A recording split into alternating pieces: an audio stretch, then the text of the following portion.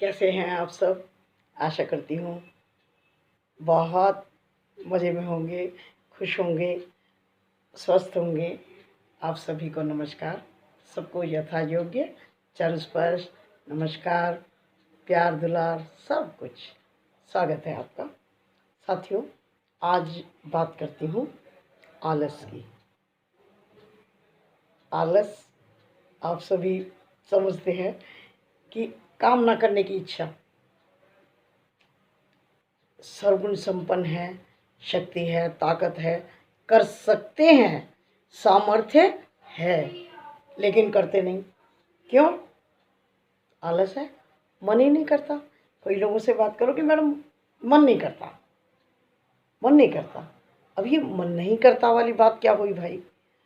अपने मन को मजबूत करो, दृढ़ करो और काम करने की जो योग्यता परमात्मा ने हमें दी है, उस योग्यता का इस्तेमाल करो। और इतना हमारे अंदर शक्ति होती है कि हम उसे पहचान नहीं पाते हैं। हमें आलस करके अपनी उस शक्ति को क्षीण नहीं करना चाहिए। क्योंकि देखिए, जब कोई मशीन होती है ना, जब तक वो कार्यरत रहती है तो उसके कलपुर्जे सही काम करते हैं। और जब उसको वॉशिंग मशीन ले लो, सिलाई मशीन ले लो, कुछ दिन के लिए आप उसे बंद करके रख दीजिए। साल 2 साल 6 महीने बाद उसे उठाइए। जब आप उसको चलाएंगे, बड़ा जोर लगाना पड़ेगा, जंग खा जाएगी। फिर उसमें तेल डालेंगे, तब जाके वो थोड़ी सी सॉफ्ट होकर के चलने की कोशिश करेगी। तो ये शरीर जो है, ये भी तो एक मशीन है ना। ये हाथ पैर ये सब हमारे कलपुर्जे हैं। तो हमें इनको ठीक रखना है तो आलस को त्यागना पड़ेगा, वरना हमारे शरीर को भी जंग लग जाएगा और हम चलने फिरने को भी लाचार हो जाएंगे। ये बात मैं अनुभव से बता रही हूँ कि मेरी एक फ्रेंड थी, उसको गठियाबाई था और गठियाबाई मुझे भी है।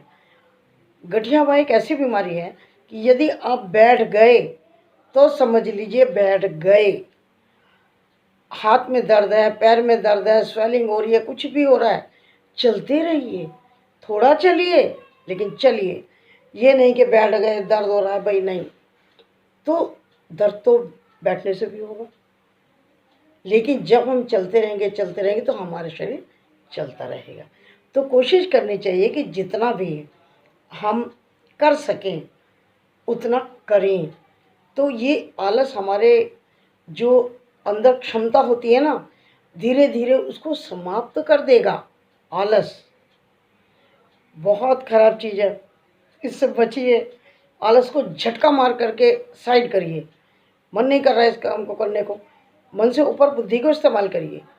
मन कह रहा है कि नहीं अभी तो 2 घंटे लेटे रहो, ये करना है, अरे हो जाएगा, नहीं, झटके से उठिए और अपने काम में लगिए। एक छोटी सी कथा सुनाऊं।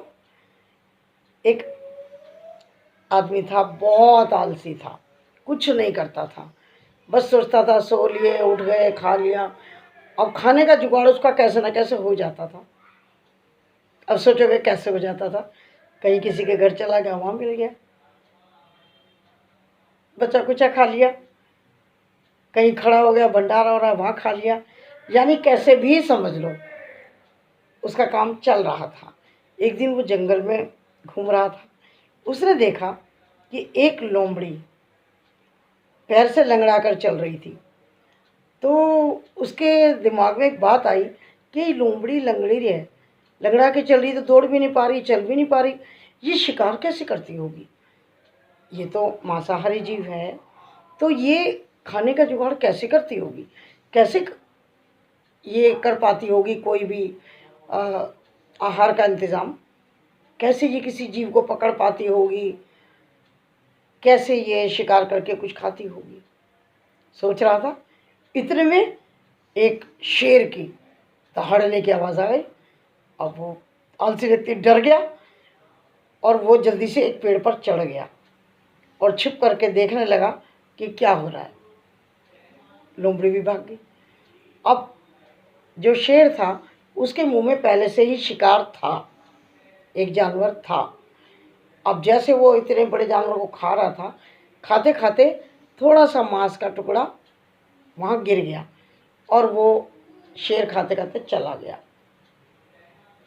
और वो जो लोमड़ी थी वो आई और उसने उस गिरे हुए मांस के टुकड़े को खा लिया। तो उस व्यक्ति ने सोचा कि अरे, भगवान ने इसको खाने के लिए दे दिया, जब इस लोमड़ी को बिना कुछ करे हुए खाने को मिल गया तो मुझे भी मिलेगा, भगवान ने इसको दिया मुझे भी देगा। घर आ गया, 3 दिन तक कहीं नहीं निकला, कुछ नहीं किया और चारपाई पलंग पे बैठा बैठा ये सोचता रहा कि भगवान ने लोमड़ी को दिया था मुझे भी देगा। तीसरे दिन भूख से व्याकुल हो गया, बहुत परेशान हो गया। इतने में शायद परमात्मा ने भी सोचा होगा कि अब इसे कुछ ज़रूरत है, दिमाग में कुछ आए। तो वहाँ एक संत महात्मा उसके घर के से निकले, नॉक किया, बाहर आया तो उसने संत महात्मा को कहा कि महाराज, मेरी एक समस्या का समाधान कर देंगे आप? बोले बोलो। उसने पूरी कहानी बता दी जंगल की कि इस तरह से लोमड़ी को तो खाने को दे दिया भगवान ने, मुझे आज 3 दिन से कुछ नहीं दिया। उस संत ने मालूम है क्या कहा? उसने कहा, बेटा तुमने लोमड़ी को देखा, शेर को नहीं देखा। भगवान तुम्हें कुछ और बताना चाह रहे थे, तुमने कुछ और देखा, वो कुछ और दिखाना चाह रहे थे।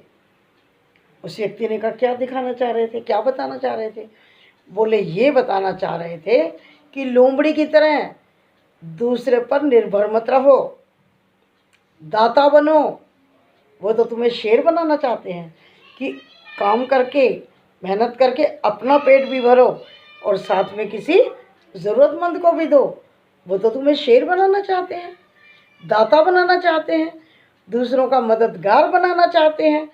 तो तुम किसी के अधीन होकर किसी की तरफ क्यों देख रहे हो, क्यों सोच रहे हो, क्यों निर्भर हो रहे हो दूसरों पर कि कोई तुम्हें दे?